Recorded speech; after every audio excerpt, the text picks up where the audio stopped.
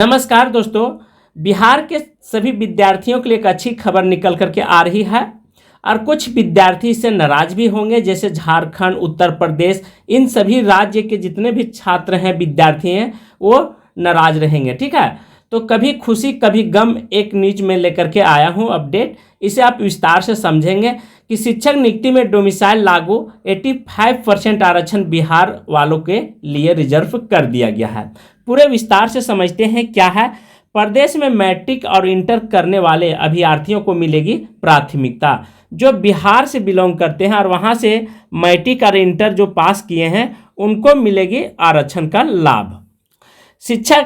शिक्षा विभाग के अधीन अध्यापक की नियुक्ति 85% वाले सीट बिहार के लोगों के लिए आरक्षित होगी। मंगलवार को मुख्यमंत्री नीतीश कुमार की अध्यक्षता में हुई राज्य मंत्रिमंडल की बैठक में बिहार राज्य विद्यालय अध्यापक नियुक्ति, स्थानांतरण, अनुशासनिक कार्रवाई एवं सेवा शर्त संशोधन किया गया है। इससे पहले टीआरई 1, टीआरई 2, टीआरई 3 की एग्जाम ली गई है। अब टीआरई 4 का यहाँ पे मामला चल रहा है, लेकिन उससे पहले डोमिसाइल लागू कर दिया गया। डोमिसाइल का मतलब होता है रिजर्व करना, रिजर्व पर। ठीक है, तो ये बहुत ही झारखंड के लिए नहीं, यूपी के लिए नहीं, लेकिन बिहार के विद्यार्थियों के लिए, बिहार के छात्रों के लिए बहुत अच्छी खबर निकल करके आ रही है। क्या होता है, ये नियम लागू भी होना चाहिए। बहुत सारे लोग बाहर ही चले गए, वहाँ के छात्रों के पेट पर लात मारे हैं, ये नहीं होना चाहिए। हर राज्य यदि अपने अपने स्तर से बाउंड्री बनाना स्टार्ट कर दे तो सभी विद्यार्थी अपने ही राज्य में जॉब लेना प्रारंभ कर देंगे। ठीक है, जॉब मिलेगी। लेकिन कुछ राज्यों में जॉब निकलती ही, वैकेंसी निकल ही नहीं रही है। जैसे झारखंड की बात करें तो झारखंड में यहाँ पे बहुत कम संख्या में बहाली निकाली जा रही है। वहीं यूपी में देखें तो यूपी में चुनाव का वक्त आया है तो कुछ शिक्षक टीजीटी पीजीटी की बहाली निकालने का प्रावधान किया जा रहा है, प्रस्ताव मंजूरी कर दिया गया है। तो ये सब नेताओं का रोटी फेंको वोट लो, ये सब मामला चलते रहेगा। इसमें सबसे ज़्यादा हमारा बिहार राज्य है वो बहुत आगे निकल गया है इन मामलों में। और यदि आप पढ़ेंगे तो निश्चित है नौकरी होगी, इसके लिए किसी को चिंता करने की ज़रूरत नहीं है। मन से लगे रहें और अपने अपने सब्जेक्ट में, और ख़ास करके बहुत सारे अपडेट आए हुए हैं कि नई शिक्षा नीति लागू हो गई है। उसमें यदि 9 से 12 तक के आप शिक्षक बनना चाह रहे हैं तो बीएड प्लस पीजी होना अनिवार्य कर दिया गया है। चाहे आप बिहार में एग्ज़ाम देंगे या झारखंड में या यूपी में या मध्य प्रदेश में, राजस्थान में, किसी भी राज्य में, तो बीएड के साथ साथ पीजी होना जरूरी है, तभी आप +2 के शिक्षक बन पाएंगे, अन्यथा नहीं बन पाएंगे। तो संशोधन नियमावली 2025 को मंजूरी दे दी गई है और जिसकी गजट अधिसूचना भी जारी कर दिया गया है, ये ध्यान रखेंगे। मंगलवार की बैठक में 36 प्रस्तावों पर लगी मुहर। कितने प्रस्तावों पर? तो 36 प्रस्तावों पर लग गई है मुहर। बहुत ही अच्छी है क्योंकि मंत्रिमंडल की यहाँ पे बैठकें चल रही है और मंत्रिमंडल की बैठक के बाद कैबिनेट में अपर मुख्य सचिव डॉक्टर एस सिद्धार्थ ने बताया कि सरकारी स्कूलों में शिक्षक नियुक्ति में बिहार के मूल निवासियों को 85% आरक्षण का लाभ मिलेगा। शिक्षकों की नियुक्ति में यहाँ के स्थानीय लोगों के लिए विशेष मौका देने के लिए व्यवस्था लागू की जा रही है।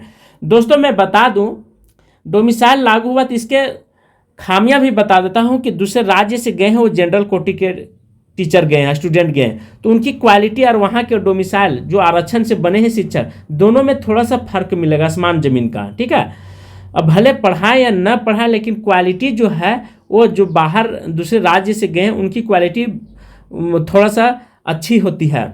डॉक्टर सिद्धार्थ ने बताया कि बिहार में पहले 50% जातिगत आरक्षण और 10% आर्थिक रूप से कमजोर वर्ग जो ईडब्ल्यूएस के लिए आरक्षण लागू है।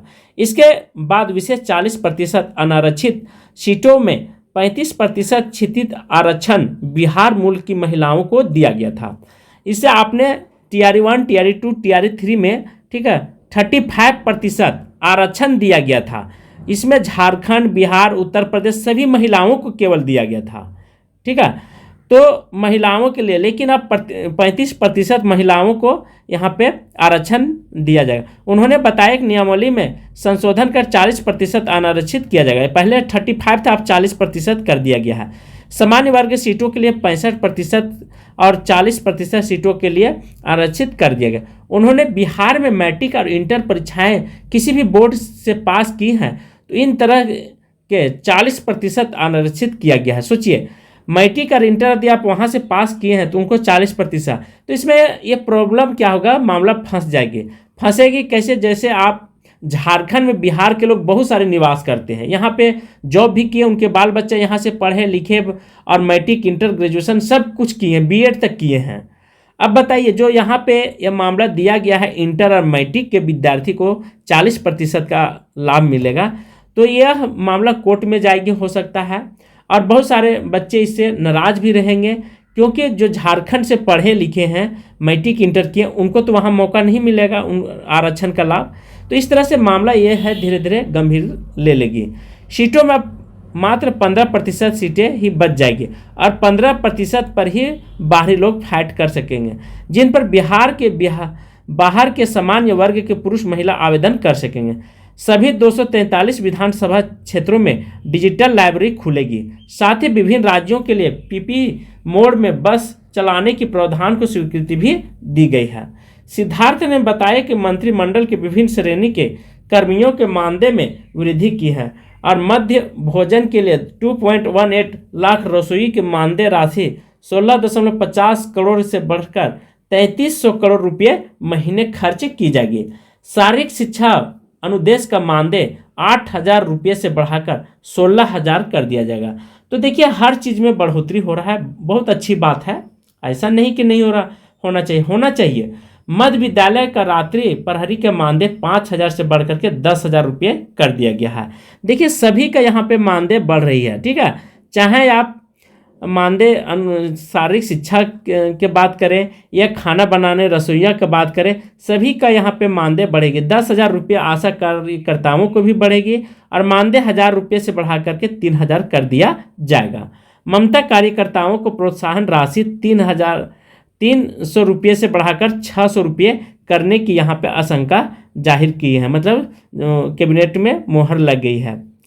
अंशकालिक स्वच्छता कर्मियों को 5,000 रुपये, स्वच्छता पर्यवेक्षक अनुरक्षक को अब 9,000 रुपये प्रति माह दिया जाएगा। तो सभी का यहाँ पे मंजूरी मिल गई है कैबिनेट में। आप सभी लोग को चिंता करने की ज़रूरत नहीं है, मन से पढ़ते रहें और प्रत्येक विधानसभा क्षेत्र में खोली जाएगी डिजिटल लाइब्रेरी। तो देखिए, अब लाइब्रेरियन का भी बहाली होगा प्रत्येक विधानसभा में, ठीक है। ये सरकार की तरफ से बहुत अच्छी पहल निकल करके आ रही है। विभिन्न संवर्ग के कर्मियों के मानदेय प्रोत्साहन राशि में वृद्धि मुख्यमंत्री की अध्यक्षता में हुई है। मंत्रिमंडल की बैठक स्वीकृति भी कर दी गई। अब यहाँ पे हर राज्य में मंत्रिमंडल की बैठकें चल रही है, तो यहाँ पे स्वीकृति भी कर दी गई है। इसके लिए किसी को चिंता करने की जरूरत नहीं है कि मानदेय नहीं बढ़ेगा। सरकार आपके प्रति सजग है और जागरूक भी है। 35% क्षितिज आरक्षण बिहार मूल महिलाओं को मिलेगा। कितना प्रतिशत? तो 35%। ये अच्छी खबर निकल कर के आ रही है कि यहाँ के लोगों को, ठीक है, 35% आरक्षण मिलेगी। थोड़ा मोड़ा नहीं, 35% की बात किया है। तो देख लीजिए कि कैबिनेट में निर्णय निकल करके आ रही है और कैबिनेट से जो भी चीज़ें निकल करके आती है वो धरातल पर 100% सक्सेस करती है, उतारी जाएगी। इसमें किसी को शक करने की ज़रूरत नहीं, न किसी को टेंशन लेने की ज़रूरत है, ठीक है। तो जो भी नाराज हैं, खुश हैं, आपको चिंता नहीं करना है। केवल आपको 15% मिला है, तो 15% भी बहुत बड़ी उपलब्धि होती है।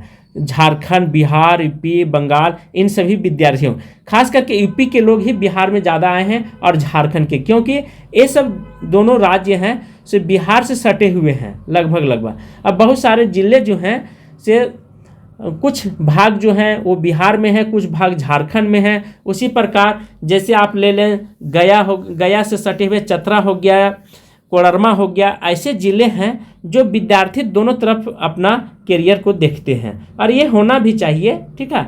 देश तो एक है, देश में सबका अधिकार है जीने का, रहने का, चलने भूलने का। तो आरक्षण एक सरकार अपने वोट बैंक के लिए, अपने वहाँ के नागरिकों के हितों को ध्यान में रखते हुए ऐसा नियम कानून बनाते हैं। लेकिन यह देश सबका है। आप झारखंड में भी जॉब कर सकते हैं, झारखंड में भी आ सकते हैं, यूपी में जा सकते हैं, दिल्ली में जा सकते हैं, किसी के कोई रोक टोक नहीं है। लेकिन कुछ नेता लोग अपने स्वार्थ के चलते इस तरह की मामला उठाते हैं समय समय पर, और जाति गणना भी किया गया है बिहार में, ठीक है। अब बहुत सारे राज्यों में देखिए, जाति गणना से कोई फायदा नहीं होने वाला है। केवल शिक्षा ही एक ऐसी मार्ग है जो सभी को लाभ पहुंचा सकते हैं और सभी उसी रास्ते पर चलेंगे तो सबको कुछ न कुछ लाभ होगा। तो विशेष करके शिक्षा पर ध्यान दें और अपने अपने मोहल्लों में जागरूकता फैलावें शिक्षा के बारे में। तो आज के क्लास में यहीं पे समाप्त कर रहा हूँ। थैंक यू, धन्यवाद।